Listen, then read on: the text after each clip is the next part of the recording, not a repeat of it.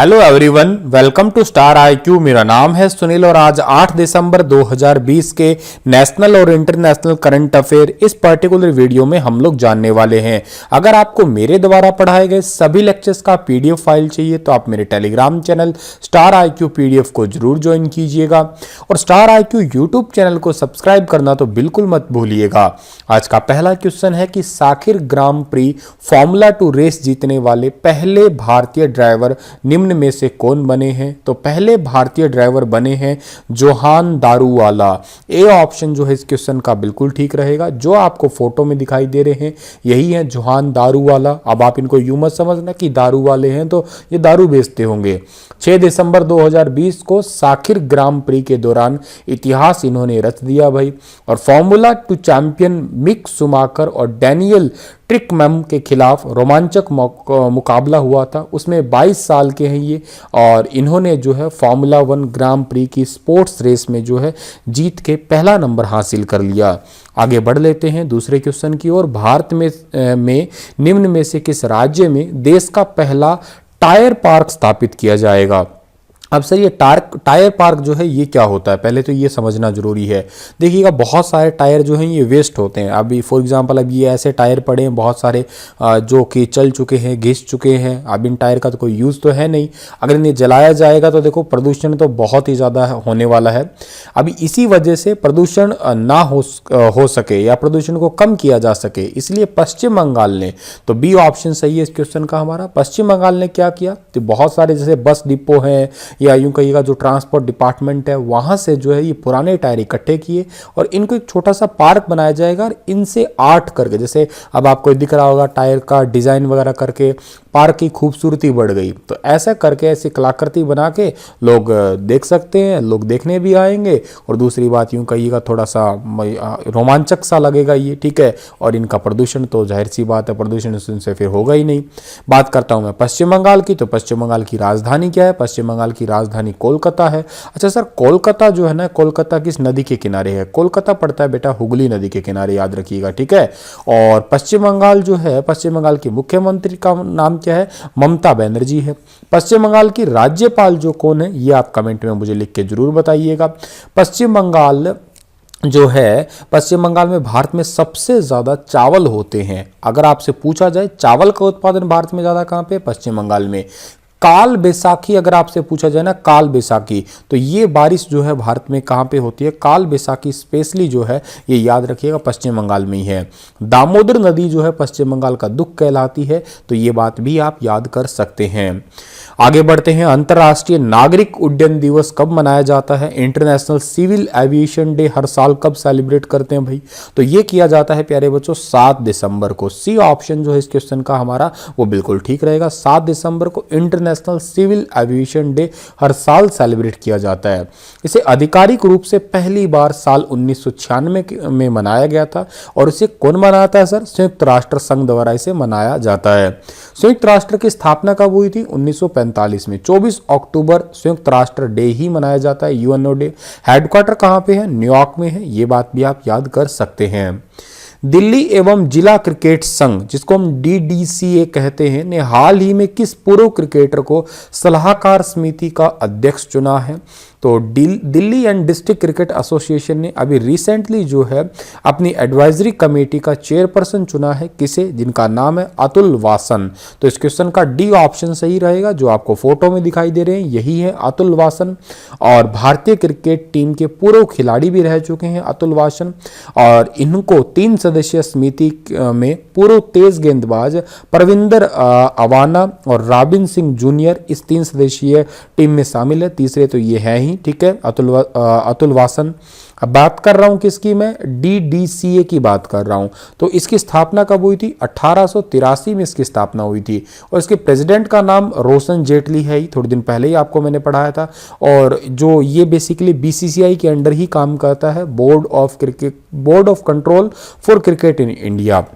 आगे जाते हैं। अगला क्वेश्चन हमारा है कि हाल ही में किस देश के स्वास्थ्य मंत्रालय ने अपने सभी देश के नागरिकों को फ्री कोरोना वैक्सीन टीका देने की घोषणा की है? तो ये घोषणा की है फिनलैंड ने। सी ऑप्शन जो है इस क्वेश्चन का हमारा बिल्कुल ठीक रहेगा। बहुत ही प्यारा सा देश है फिनलैंड, और फिनलैंड के मंत्रालय के अनुसार ये पहला टीका देश के अंदर जो है लगभग 2021 के शुरुआत में ही आ जाएगा, और ये टीकाकरण बिल्कुल फ्री होगा। ठीक है, सबसे पहले तो हेल्थ वर्कर्स को दिया जाएगा, फिर बूढ़ों को दिया जाएगा, फिर बच्चों को, और फिर धीरे धीरे जो है जितने भी पर्सन है सभी को ये जो है इंजेक्शन दिया जाएगा। अब जिक्र कर रहे हैं फिनलैंड का, तो फिनलैंड तो एक बहुत ही प्यारा सा देश है, और इस देश की प्रधानमंत्री का नाम साना मरीन है, जो कि केवल ही 34 साल की है। तो दुनिया में सबसे कम उम्र की प्रधानमंत्री अगर आपसे पूछा जाए तो फिनलैंड की है साना मरीन। कैपिटल हेलेंसिकी है, और करेंसी क्या है भाई? यहाँ की करेंसी यूरो है, याद रखिएगा। ठीक है, तो आगे जान लेते हैं हम लोग। फिनलैंड दुनिया का सबसे खुशहाल देश है। अगर आपसे पूछा जाए हैप्पीनेस इंडेक्स में नंबर 1 किसका आता है, तो फिनलैंड का आता है। क्या मुझे आप बता पाओगे इंडिया का जो है इस हैप्पीनेस इंडेक्स में या खुशी वाले इंडेक्स में कौन सा नंबर आता है? ठीक है, वैसे तो हम लोग इतने खुश नहीं रहते हैं, ठीक है, सारा टाइम रोते धोते ही रहते हैं, लेकिन फिर भी आप बताइएगा कि हमारा नंबर कौन सा आता है। फिनलैंड दुनिया का सबसे खुशहाल देश है। हाल ही में किस देश के वैज्ञानिकों ने प्रकाश आधारित दुनिया का पहला क्वांटम कंप्यूटर बनाने का दावा किया है? One of the most important question है, दुनिया का पहला क्वांटम कंप्यूटर। क्वांटम कंप्यूटर को हम ब्रेन कंप्यूटर भी कहा करते हैं, और ये कंप्यूटर जो है चाइना ने बनाने का दावा किया है। डी ऑप्शन जो है इस क्वेश्चन का हमारा ठीक है। जितनी स्पीड से लाइट चलती है उतनी स्पीड का ये कैलकुलेशन करने वाला होगा। चीन की सरकारी मीडिया में जो है अभी रिसेंटली ये खबर पब्लिश हुई थी। ठीक है, अब बात करते हैं हम लोग चाइना की। तो चाइना की कैपिटल क्या है? चाइना कैपिटल बीजिंग है, जहां पे दुनिया में सबसे पहली बार 5G इंटरनेट आया था। देशों में साउथ कोरिया है। अभी रिसेंटली 6G इंटरनेट का भी ट्रायल लिया है चाइना ने। तो और चाइना की कैपिटल तो होगी, चाइना की करेंसी रेनमिनबे है। शी जिनपिंग यहाँ के राष्ट्रपति है। तो इतनी बातें आपको याद रखनी है इस वाले पर्टिकुलर क्वेश्चन से। हाल ही में किस बैंक ने सशस्त्र सेना झंडा दिवस कोष में 10 करोड़ रुपए का योगदान करने का निर्णय किया है? सशस्त्र सेना झंडा दिवस हर साल 7 दिसंबर को मनाया जाता है, और भारतीय स्टेट बैंक ने यानी कि state bank of India SBI ने जो है इसमें 10 करोड़ रुपए का योगदान करने का निर्णय किया है। इस व्यवस्था के तहत 8333 आश्रित बालिकाओं को 1 साल तक 1000 रुपए प्रति माह दिए जाएंगे, और इस पहल का मकसद है बालिका शिक्षा को बढ़ावा देना। ठीक है, गर्ल्स एजुकेशन को बढ़ावा देना। गर्ल्स एजुकेशन में देखिएगा भी रिसेंटली भी एक सेमिनार आयोजित किया गया था हरियाणा की HAU यूनिवर्सिटी में, कि पेरेंट्स को भी मेल और फीमेल के अंदर जो है भेदभाव नहीं करना चाहिए। और बिल्कुल सही बात है, बेटियां जो होती है वो तो घर का चिराग होती है। ठीक है, आजकल ज़माना बदल गया, बेटे घर के चिराग होते हैं, ठीक है, अच्छी बात है, लेकिन बेटियां भी होती है, तो बेटियों का ख्याल तो अवश्य ही रखना चाहिए भाई।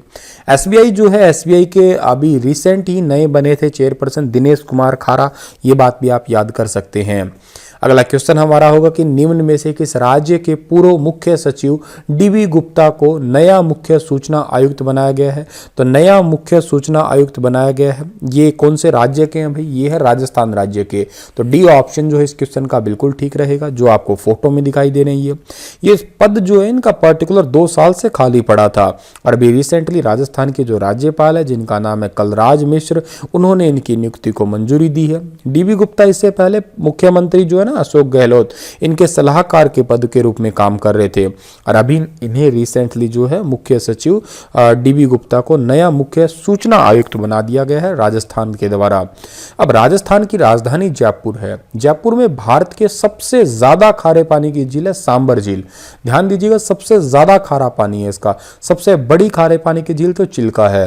राजस्थान के अंदर व्हाइट सिटी है, उसे उदयपुर कहते हैं मार्बल की वजह से। राजस्थान में ब्लू सिटी है, और एक ब्लू सिटी के साथ में सन सिटी, तो दोनों को ही जोधपुर ही है वो, और पिंक सिटी जयपुर है। तो ये बात भी आप याद कर सकते हैं। इंग्लैंड चेस्टर चिड़ियाघर में हाल ही में विश्व के सबसे छोटे कितने बंदरों का जन्म हुआ है? इंग्लैंड चेस्टर चिड़ियाघर में हाल ही में विश्व के 2 सबसे छोटे बंदरों का जन्म हुआ है। आपको फोटो में दिखाई दे रहे हैं, बहुत ही प्यारे प्यारे से क्यूट से हैं। इनकी लंबाई केवल 10 इंच और इनका वजन केवल 10 ग्राम है, तो बहुत ही छोटे हैं, दुनिया के सबसे छोटे हैं ये। इंग्लैंड चेस्टर चिड़ियाघर में सबसे छोटे बंदरों का जन्म हुआ है। अच्छा सर, ये प्रजाति कौन सी है? तो ये पिग्मी मार्मोसेट्स प्रजाति है, ठीक है। इनकी लंबाई 2 इंच है और इनका वजन 10 ग्राम है। बंदरों की ऐसी प्रजाति वैसे पश्चिमी ब्राज़ील में, पेरू में, इक्वाडोर में, कोलंबिया में, साउथ अमेरिका के रेन फॉरेस्ट में पाई जाती है। तो काफ़ी इंपॉर्टेंट क्वेश्चन है ये, आप इन्हें ज़रूर याद रख सकते हैं। 8 दिसंबर को दुनिया भर में कौन सा दिवस मनाते हैं भाई? 8 दिसंबर को दुनिया भर में south Asian association for regional cooperation, Hindi में इसे हम कहेंगे दक्षिण एशियाई क्षेत्रीय संगठन दिवस, हर साल सेलिब्रेट करते हैं। क्यों करते हैं सर? क्योंकि इसकी स्थापना ही भाई 8 दिसंबर को हुई थी, ठीक है। तो आप ये भी याद कर सकते हैं, 8 दिसंबर 1985 को इसकी स्थापना हुई थी, ठीक है। इसका हेडक्वार्टर कहाँ पे है सर? नेपाल में इसका हेडक्वार्टर है। काठमांडू नेपाल की राजधानी है, वहीं पे सार्क का हेडक्वार्टर है। और मिस्टर अर्जुन बहादुर थापा जो है ऑफ द भूटान, ठीक है, ये भूटान के is the president of secretary general of the organisation. इस ऑर्गेनाइजेशन के जो है ये प्रेसिडेंट सेक्रेटरी हैं अभी वर्तमान में। और इसके कौन कौन से देश मेंबर है भाई? हमारा इंडिया भी है, पाकिस्तान भी है, बांग्लादेश भी है, श्रीलंका भी है, नेपाल भी है, मालदीव भी है, भूटान भी है। तो इस सभी जो है दक्षिण एशियाई क्षेत्रीय सहयोग संगठन ने सार्क की स्थापना की थी, यही इसके मेंबर हैं। इसी के साथ प्यारे बच्चों आपका ये लेक्चर समाप्त होता है। होपफुली आपको चीज़ें समझ में आई होगी, आपने लेक्चर को एंजॉय किया होगा। कल फिर हाजिर होऊंगा लेटेस्ट अपडेट के साथ में, तब तक आप हंसते रहना, मुस्कुराते रहना। Stay happy, stay healthy and don't forget to subscribe Star IQ YouTube channel. Thank you so much.